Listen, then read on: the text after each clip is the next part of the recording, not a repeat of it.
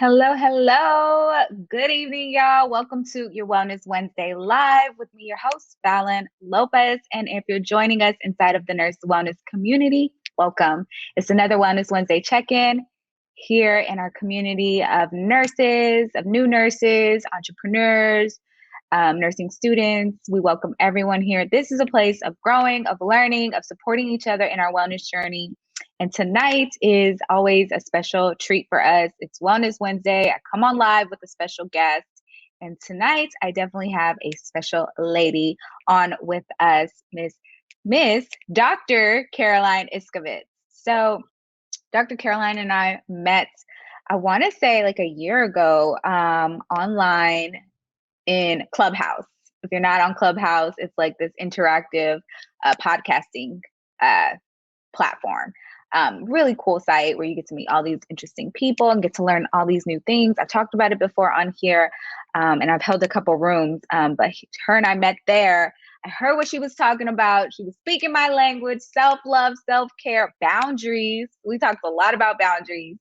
And then I saw her on Instagram posting in Social Tea, another entrepreneur group that I'm a part of. And she was just sharing her journey and supporting entrepreneurs with a lot of self-love and boundary talk. And she has a lot of knowledge. So, I had to bring her on. I had to bring her to the community so she could share some more of her knowledge. And I'm so excited to bring her on. Please welcome Dr. Caroline. Hey, what's going on, friend? Thank you so much for having me. Yes, it's been well overdue. I talk about you and we're connected, and I just love all the things that you're sharing always. So I'm so glad that you made time in your busy schedule to come chat with us nurses, because we need some of that. We need all of that mental health, wellness, self-love, especially since this is May, Mental Health Awareness Month. I think it's really special that you come talk to us. So let's get into it, unless you had something to add. No, I'm just so happy to be here. And I mean, you always speak my language just about self-love and everything else we've talked about. I was just like, listening backstage. But I'm so excited to be here, honestly, and honored. For sure. So tell us more about your background. Before we get into, all the questions about self-love and everything else, let's get more into your background.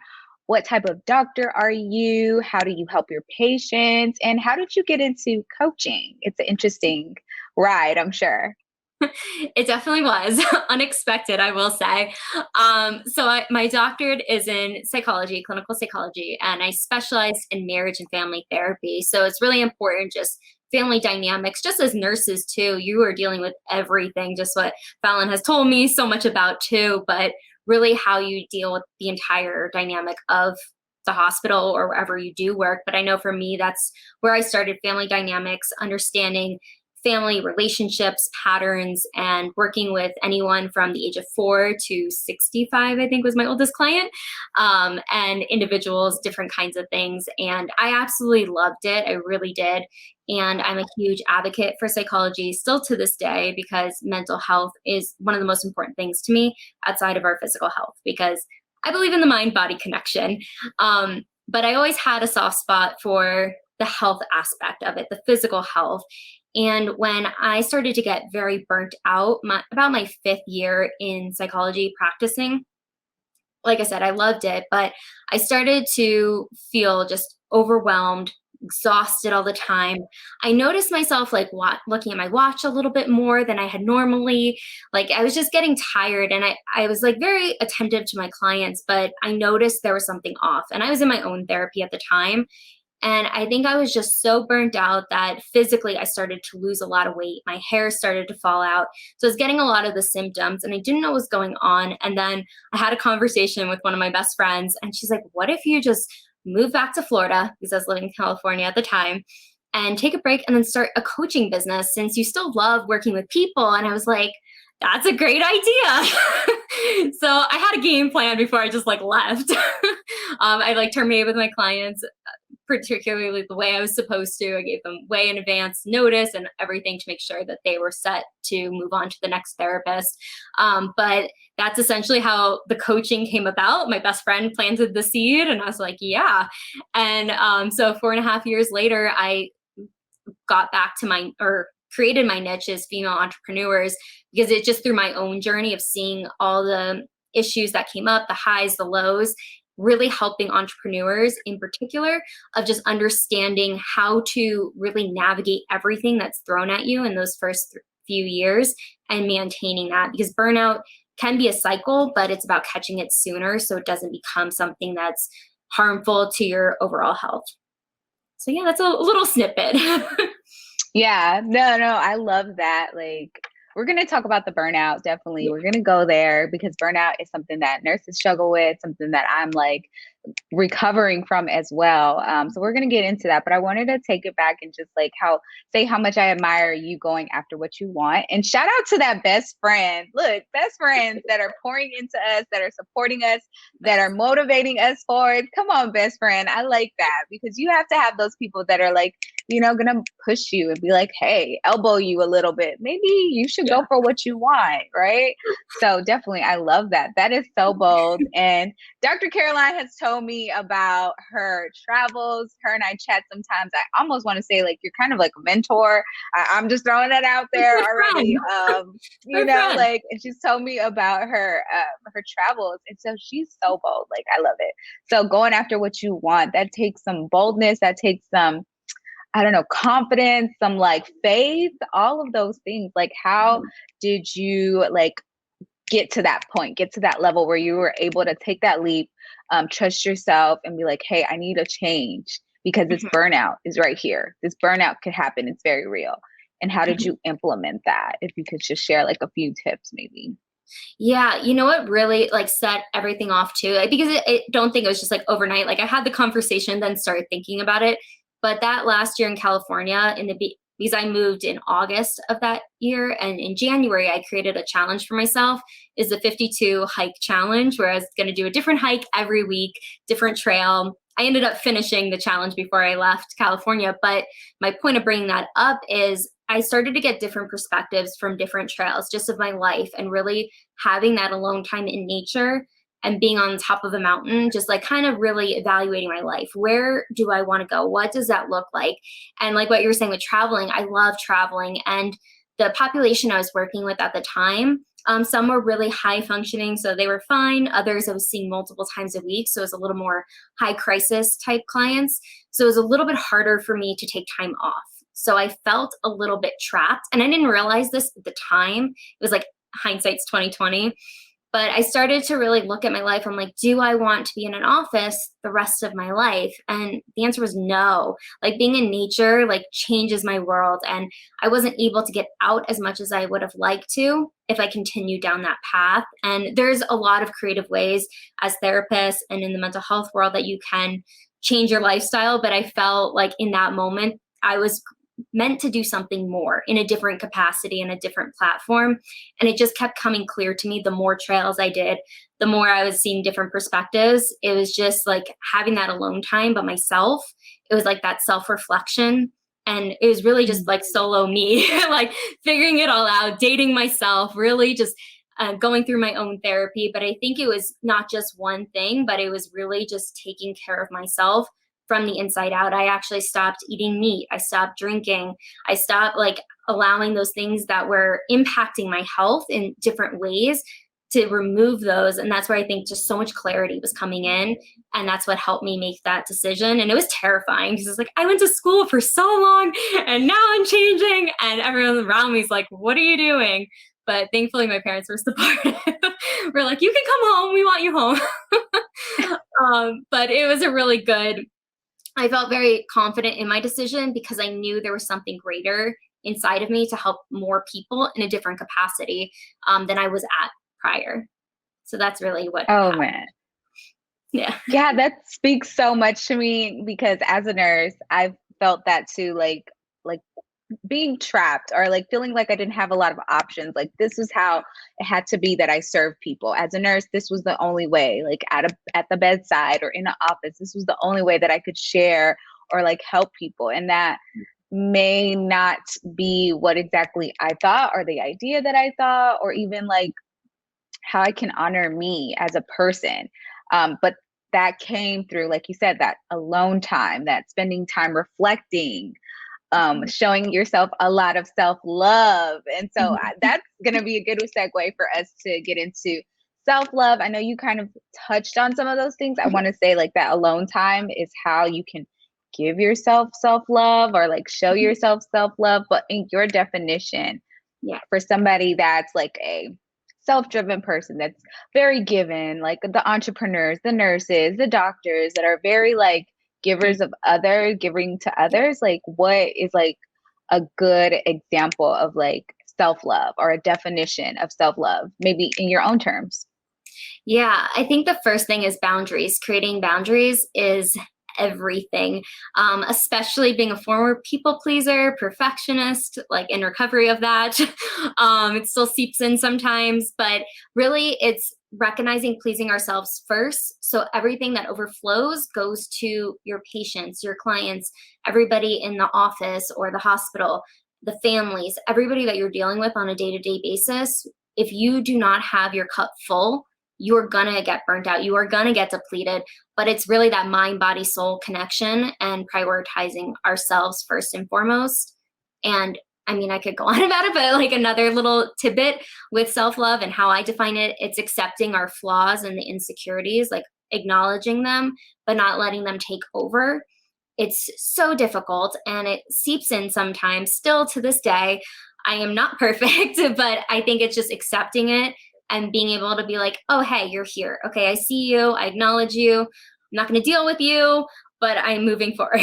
Like it's just having that recognition of it as well. But it's really goes back to like the boundaries and prioritizing ourselves first and foremost, as hard as that sounds. And I mean, it might be simple to say it, but actually doing it is a completely different thing. Oh my gosh, yes. Like boundaries has been a whole game changer. And the way that you like define it, I love it because it's like self-love is not like, like all this hype that's out here, self-care, self-love, put on the jammies, put on your face mask, and that's your self-care, self-love time. Like, no, it's deeper than that. And that's what I love that you're talking about. Like, you're really breaking that apart right now. Like, how are you truly caring for yourself? And boundaries is a huge part. Like that is just straight up like, look, boundaries, like separating yourself, having those limits from you and another person. Like, what are your limits? Like what separates you, what differentiates you. And that's a good thing. Yeah.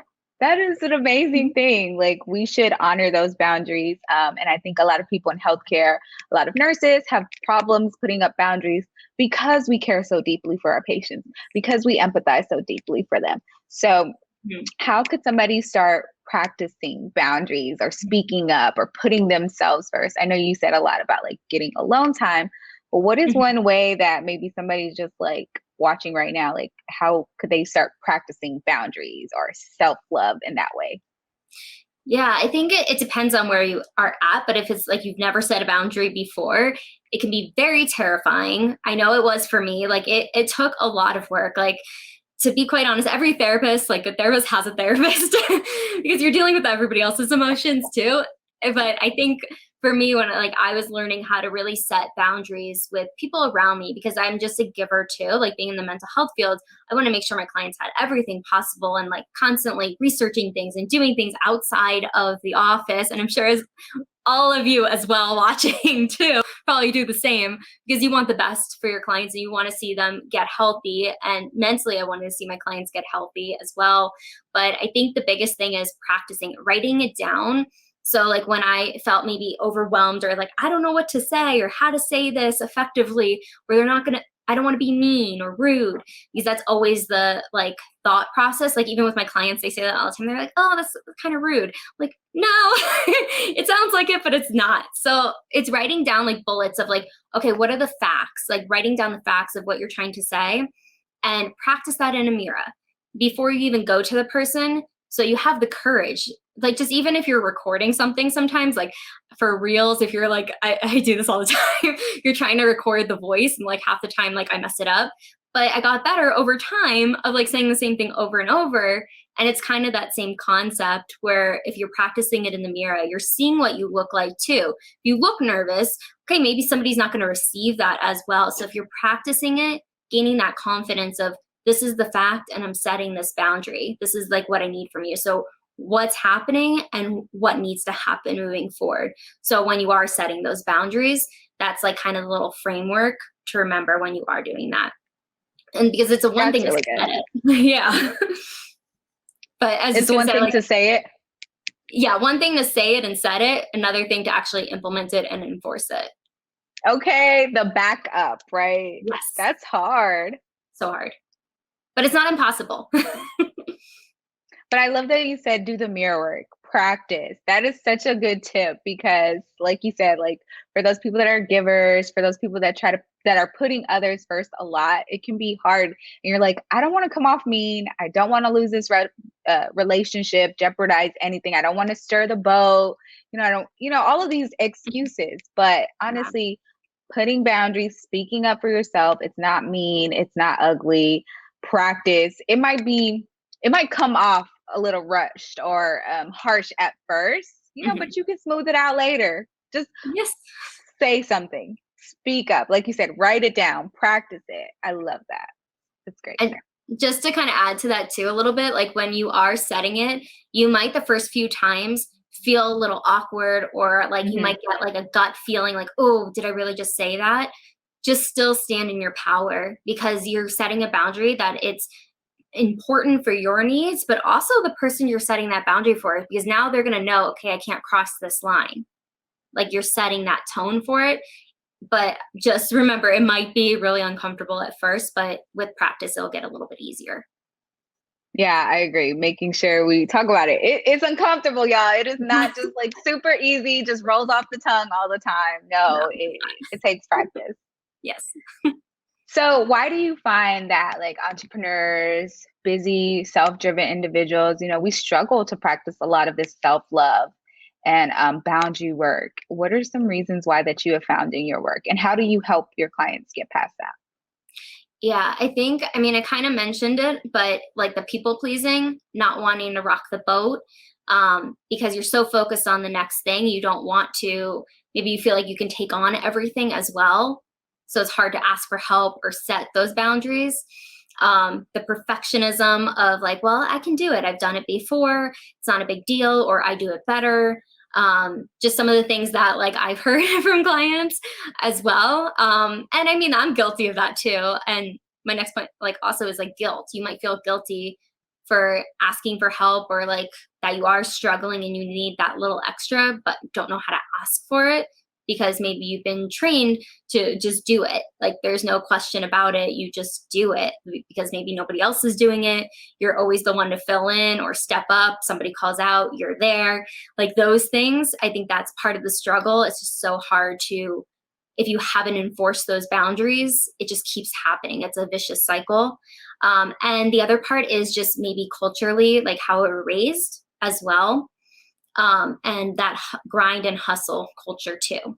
It depends on like the environment you work in as well.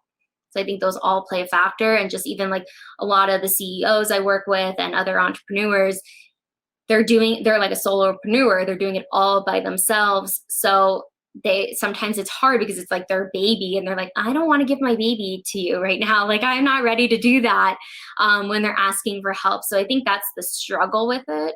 But what you can do about it is start with small tasks, asking for help, like the smaller things. Then it's a little bit easier as it goes. You can ask for the bigger things. But I think when we take those baby steps, it makes it a little bit easier each time, especially if you're not used to doing it at all. But I think it's like the baby steps.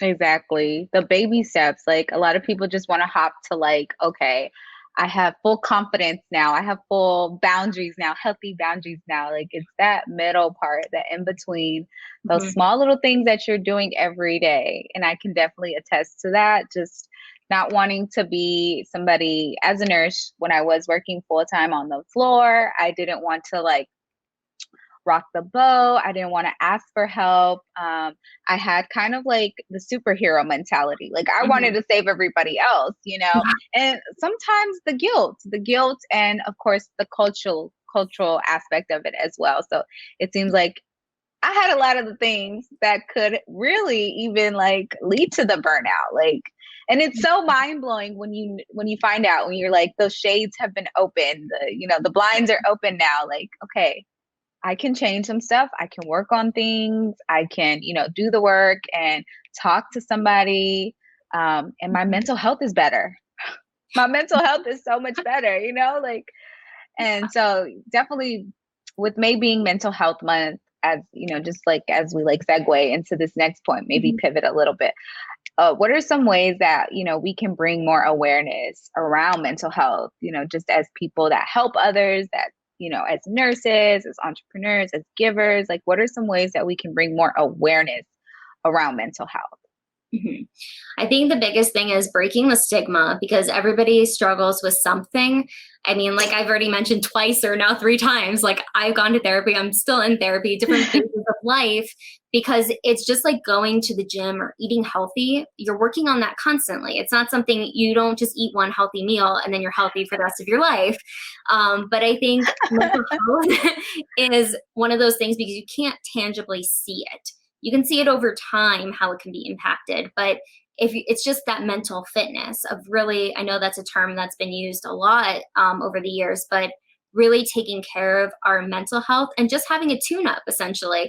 Like you go in and just get yourself fixed a little bit, but it's having somebody who's non-biased that can be in the same room as you and talk through any struggles you're going through, life struggles.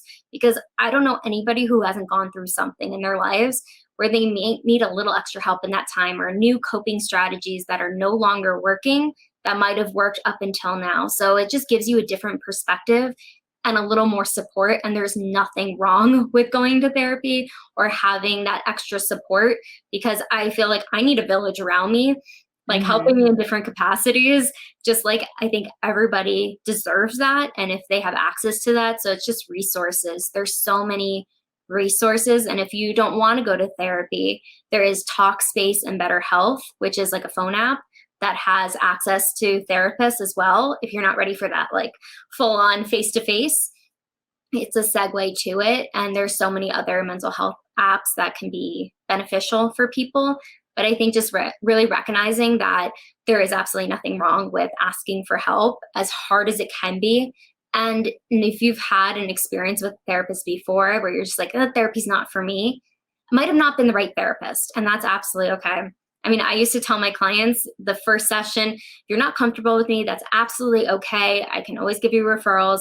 But I want to make sure that my client was comfortable being able to be so vulnerable in that space. And that's really important. So if it's not the right fit, it just not be the right fit, like in dating or relationships. It's not always the right fit, but finding the one that's right for you, that will help you. And another great resource is psychologytoday.com. You can find therapists on there. Have you heard of it? Yes. Okay. So it's great with just filtering out, kind of like doing a dating profile in a way, like finding what therapist works for you based off if you want a male or female, the type of issues that you're going through, the location, if they take insurance. It's a fabulous website. I used to be on there when I was a therapist, but like I've found great therapists on there for myself personally. So it's just other resources that if you don't have it like access right then and there, that you can check out these resources as well. But yeah, like I said, it's just breaking the stigma, because there's nothing wrong with needing help. Yeah, no, I definitely believe as nurses, as healthcare providers, with the past couple of years that have happened, everything that's we've gone through, everything that we're going through still currently, mental health is like such a topic that everyone is talking about. And I just don't want it to get to the back burner and just be like, oh, just when we had COVID or when we were going through that is really when our mental health needed attention. No, like you said, it's a tune-up type of thing. And we go through all type of different seasons, all different types of, things that happen in our life. And we may need that extra support. And so thank you for all of those resources. We're definitely going to put that in our show notes for everybody to check that out for sure. Because whether you're going through something right now, you may know someone that may be like, I need to talk to somebody. I may need this extra help. So having those resources as nurses, as medical professionals, I think it's very important for us to have those available. And yeah, I just love all the points about, talking to a therapist, and like you said, like it's dating, like it's kind of like dating. And I've been through that process as well. I've been through like maybe three or four therapists, and maybe it's me. I don't know. Is that normal? It's normal. It's normal. It's okay to go through a few. Okay. And I started off with like, I guess the talk space. Is that what you said? Yeah. The talk Yeah. space. Kind of like a chatting. He gave me some tips. He gave me some resources. We did like even like a I don't know, like a writing a letter to the person who hurt me. And then reading it. And it was like, even that was like really like a lot. Like you said, having that non-biased person. Because I've heard people say like, well, I have my friends that I talk to. I have my family that I talk to. But in reality, y'all, these people are biased. And if your job, whoever you work with, is offering these services, why not take advantage? Absolutely. Why not go ahead and just go for your quick tune-up, go get a checkup in just like you do for your heart. That should definitely be something we do on a regular. I do. I'm preaching about it and I do it, y'all. I do it myself. Same. For sure. The resources are so needed. And I love how you say breaking the stigma, y'all. Like, let's break that stigma. Let's talk about it. How are we doing today? How are you really doing? And speaking to somebody that can help if you need that. For sure. So tell us a little bit more about your work. Let's jump back into your work and why you chose some of these pillars. I love that you have self-love in there, boundaries, but there's a couple more of your pillars of your work. And you have work-life integration, self-love, boundaries, and emotional balance. Can you tell us a little bit more about those, why you chose them, and how you really help other self-driven entrepreneurs create a life full of wealth and riches with these pillars? Yes, absolutely. So the pillars are based off my life, honestly. My experience, my journey, and then I saw a common theme with other individuals in my life because I'm surrounded by such powerful women like yourself, and just people that I've experienced hearing their journeys of how it just really aligned. And so these pillars came from just working with so many different clients of all types, and work-life integration is the first one. And that's fundamental because if you do not have life and work integrating into the two, it is not going to allow you to have self-love and everything else that comes after that, at least in my mind, but in my experience. But once I started to use to say balance, like work-life balance, but I don't think it's ever 50-50, ever. I think it's depending on the season of life, the phase of life, and how that all translates. So being able to have just the integration of you're not working yourself to the ground essentially and burning out, but you're also living your life and having both integrate into the two. Because my life, I feel like I'm still working, but I'm also having a blast doing it. And it's not as hard as it used to be, it feels like. So that's the foundational piece. And then moving into self-love, once you have that foundation, you can start working on yourself because now your mind's clear because you have that integration and you're really just pouring back into yourself. You're doing the daily habits that fulfill you. Just like what we were talking about, it's not about the face mask and just having a relaxing day. Yes, that's important, but it's also being able to do the hard things like prioritizing yourself when you need a break from somebody, like walking away and having a few minutes. That's self-love. Like it's the little tactical things too that you might not realize. And then boundaries, it's once you have that love for yourself and you really fully prioritize yourself, it makes it that much easier to make those boundaries and enforce them because you have that confidence and that self-esteem within to do that and to vocalize it. And then emotional balance is really pulled from my background in psychology of just having the emotional balance when you're an entrepreneur or you just have a lot on your plate.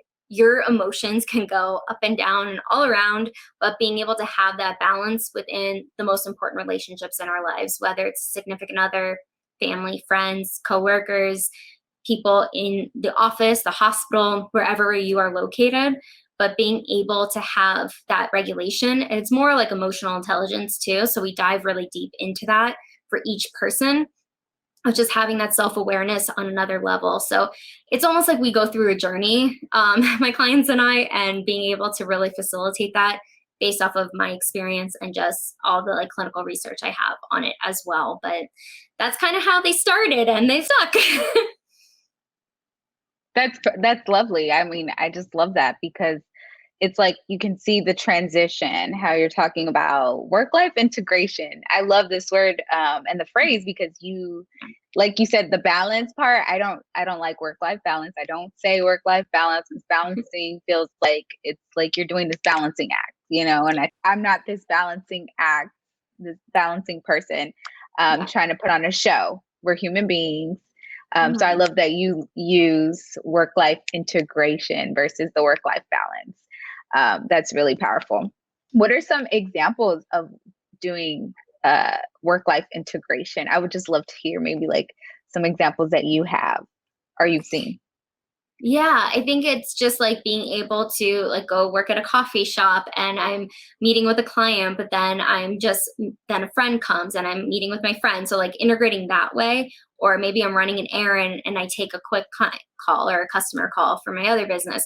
Like, so it's just in between things. You're not just focused on one thing at a time, but you're integrating the two where it makes sense based off of everybody's schedules. Because right now I have 3 companies that I'm running and it's a lot. However, I have to integrate because it's not a complete balance because I'm not perfect. I wish I could have more time in the day sometimes, but I think it's just making sense of like where you're at. Like, even if I'm on vacation or whatnot, it's not completely shut down because I'm talking about health and wellness to somebody or I'm doing something else, but I'm always integrating it depending on my schedule. It's never just like a moment where I'm just like chilling, I guess you could say. Like, I'm still having fun while doing it. And I think that's why I integrate the two. And it's not like just work and just life. It's always together where it makes sense. And I like fit it in where it does. Hopefully that answers your question. Yeah, no, it does. Because like you said earlier, like you love what you do, and you find a way to include it both at the same time, and you wear different hats sometimes. So it's you have to integrate it. You have to make the most out of your time. Work smarter, not harder, right? So, and I think nurses can do a lot of that as well. And entrepreneurs can do a lot of that as well. I know I have, even when I'm at work, I'm like still maybe like sending a message to somebody, but it's finding what works for you, finding that flow. Because in life there's ups, there's downs, but as long as you're moving forward, as long as you know that you're moving forward, and you're going towards your goals. And that's what I like to use, the work-life flow, instead of work-life balance. So I feel you. I totally get it. So let's get into what Dr. Carolyn likes as we're starting to wrap up. I know you're a busy lady and I appreciate all of the things that you share, definitely all of them gems, but I want to hear about how you take care of yourself. Because like you said, you had 3 businesses, and doing all kind of things, dating and, like trying to live your life. So what are your top 3 self-care activities that help you during a stressful time? Yes. Well, being in nature is like imperative. Like, I always immediately feel better, even if it's just for like a 10-minute walk, always feel better. Like, I never regret it. And then if I can't get outside, because like sometimes it's cold here in Colorado, but being able to just breathe, like especially if you are like, I work with a lot of mompreneurs, but like they can't always get out or they don't have those moments to themselves, but just taking a few deep breaths does sometimes like regulate my stress levels when I can't like just go for a walk or I can't do things I normally would do, something quick and easy.